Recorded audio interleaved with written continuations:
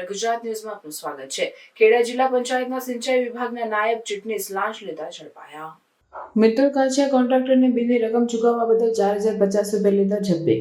ખેડા જિલ્લાના પંચાયતમાં સિંચાઈ વિભાગના નાયબ ચીટનીસ લાંચ લેતા ઝડપાયા છે।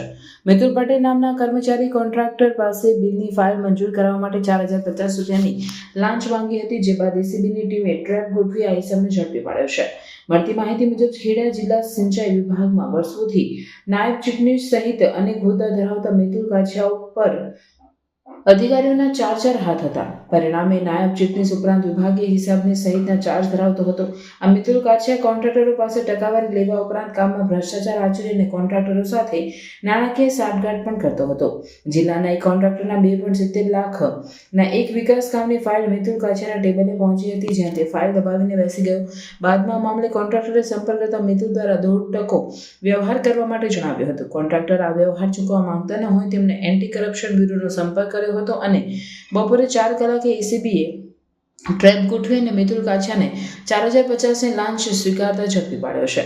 હાલ પોલીસે આ મામલે વધુ તપાસ હાથ ધરી છે તેમજ મિતુલની અટકાયત કરી આગળની કાર્યવાહી હાથ ધરી છે। રિપોર્ટર રાજેન્દ્ર ગોહિલ। સમાચારોની અવનવી અપડેટ્સ માટે જોતા રહો સેક્યુલર ગુજરાત ન્યૂઝ।